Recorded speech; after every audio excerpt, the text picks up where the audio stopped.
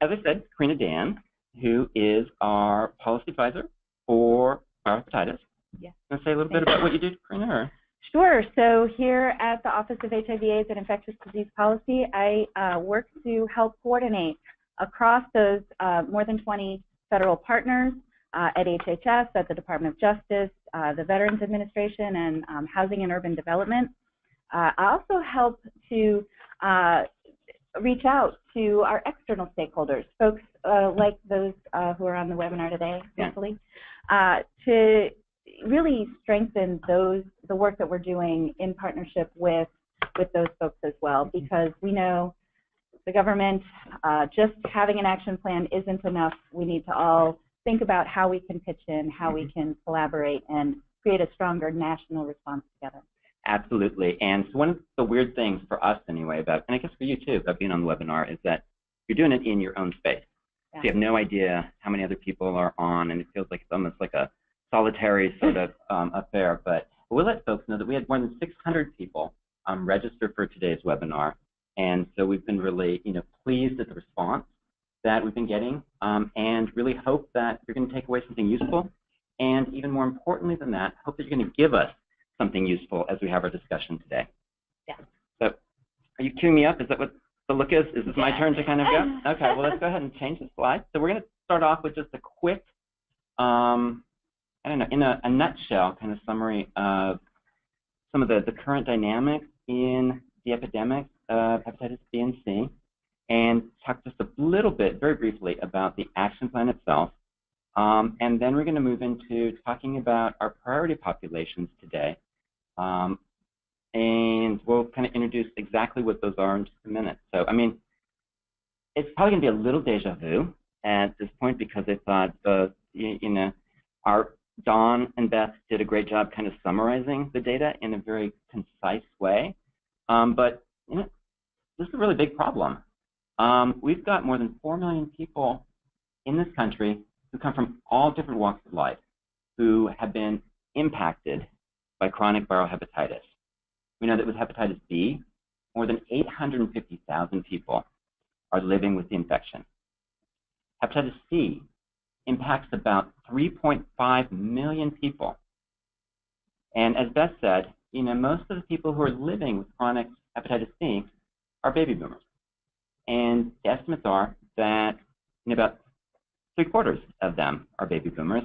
And as Beth said, many of them may have become infected just by going to the doctor and getting a shot or a medical procedure where some part of the equipment hadn't been sterilized completely.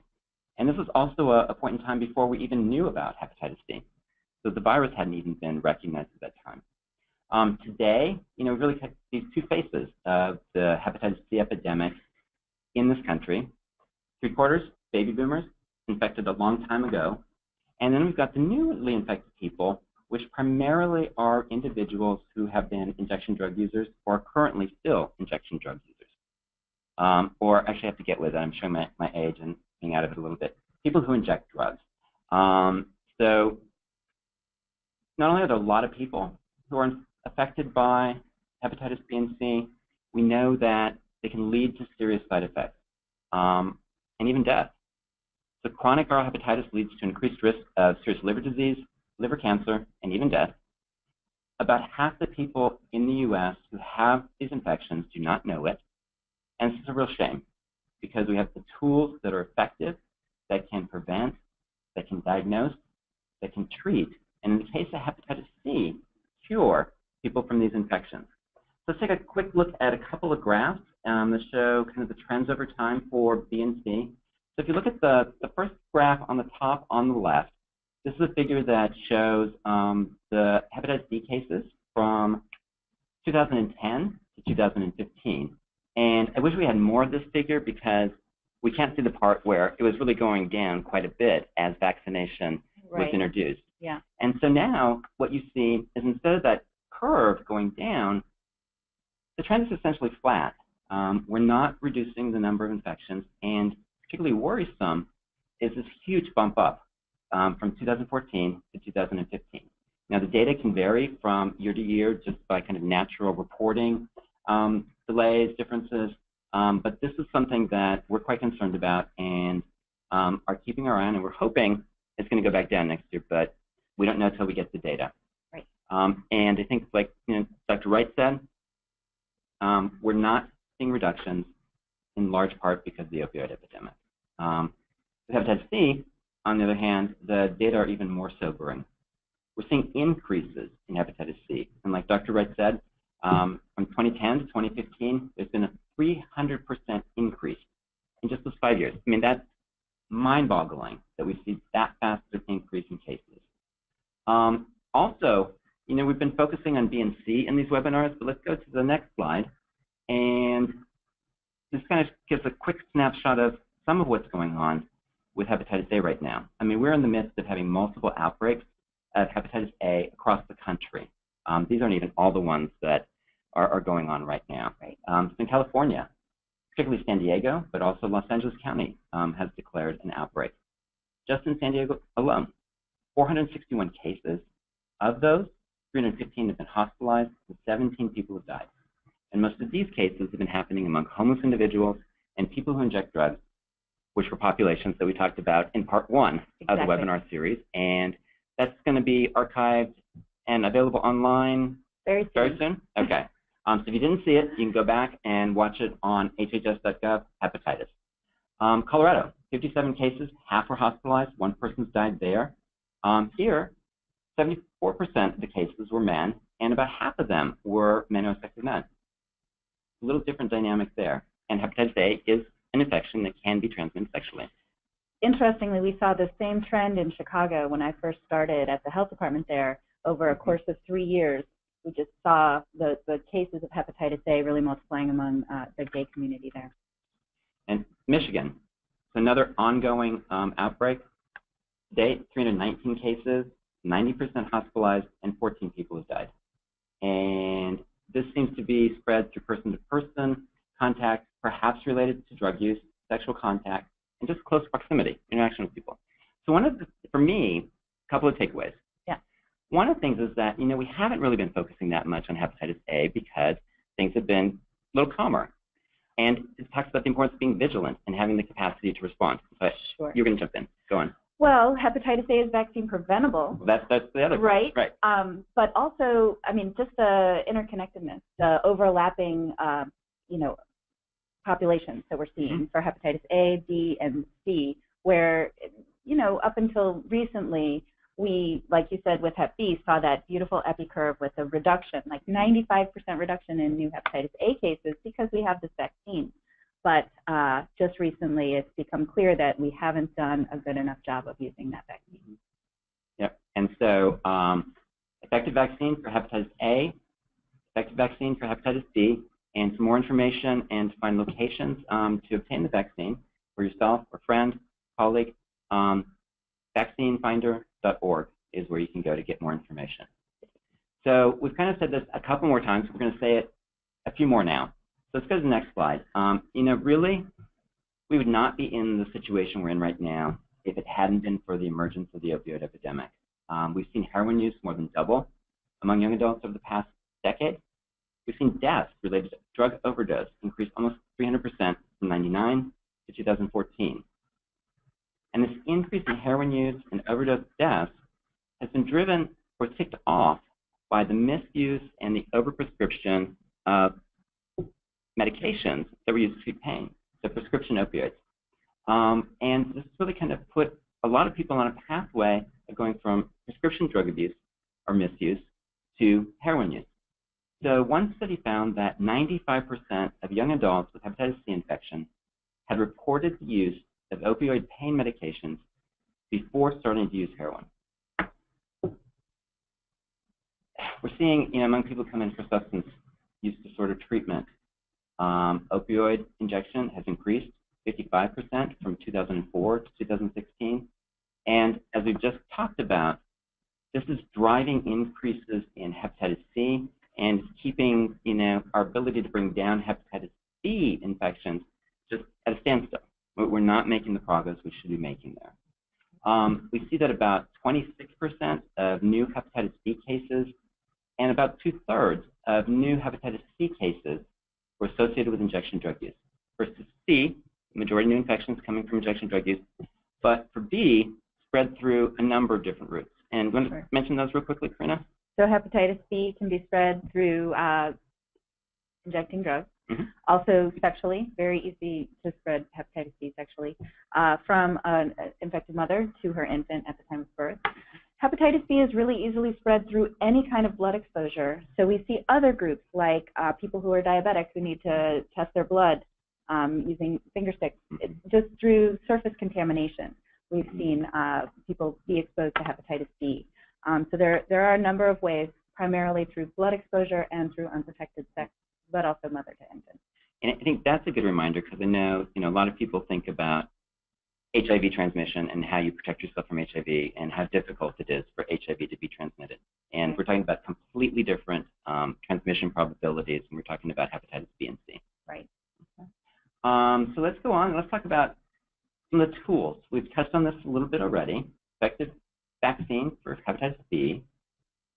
Accurate tests that can identify infection early before damage has really been able to occur in the body. We have treatment for hepatitis B that suppresses the virus. It doesn't cure the virus, so you have to stay on the medication, but it can keep replication under control. We have accurate hepatitis C tests. Confirmation test is necessary that can diagnose chronic infection. And really the big news, the big breakthrough in the last decade has been hepatitis C cure. And these medications are so effective that they cure well over 95% of people in the first course of treatment. So it's really, it's amazing. And the course of treatment has gotten a lot shorter. And a lot shorter, and we're getting more and more medications that are effective against more strains. Right. And it's just it's still improvement, improvement, improvement continues to come. So we have tools, but we're not using them the way we should. And so we'll go to the next slide, Victor, and just touch real quickly on the gaps. We know that infections are going up instead of going down, and they're keeping us away from achieving our goal of elimination. And the primary driver of this is the opioid epidemic. Yeah, You're just agreeing? Okay. I wasn't sure you wanted to jump in or what, Corinna. So because of this, we need really comprehensive approaches to combating viral hepatitis, and it's integrated approaches that are integrated with the response to the opioid epidemic, that are integrated into other systems of care that people come into just naturally. So we find people where, they are living and working and playing to provide them with information and provide them testing and other services. But we don't have the reach that we need to have to get to everyone who really needs these services. We know that our prevention messages and our programs do not have sufficient reach to get to everyone who needs them. We know, when we look at the data, that our screening recommendations are not being implemented in healthcare settings. We know that many people with viral hepatitis are not able to access timely treatment that could prevent disease progression and onward transmission, and that's because there have been restrictions put in place on characteristics of individuals who can get treatment, on the type of provider that can give treatment, when we see in the research and the experience of programs in real life that these restrictions, when they're removed, don't really cause any harm, and people achieve the same results as everybody else. So I'm hoping we're going to see these be going away real soon. And then finally, we have gaps in our ability to monitor cases and deaths related to viral hepatitis because we don't have complete surveillance data in all of the states. And so there's real gaps in what we know about viral hepatitis. So we're going to go now to talking about the action plan. And well, because the action plan really is our national response to those critical gaps, to the increase in new infections, to hepatitis B and C overall. Really, I think it's our collective attempt to put together a strategic plan, a framework where we can all be part of the solution for hepatitis B and hepatitis C. So, this action plan sets our goals, gives us some priorities to all kind of use and measurable targets so that we'll know what progress is being made and where like maybe with the increase in hepatitis C infections, we really need to put some more attention. We've got recommended actions for people who are looking for ideas within the action plan.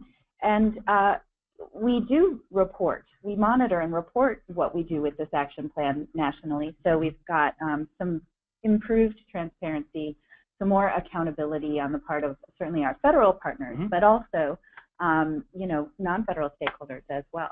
There are a lot of important ones out there. So we think that and hope that all of the stakeholders that are on the webinar today that are engaged on viral hepatitis will use this plan, and also to share with us how they're using the plan and how we can improve moving forward, because that's our goal, is to really address hepatitis C and hepatitis C epidemics.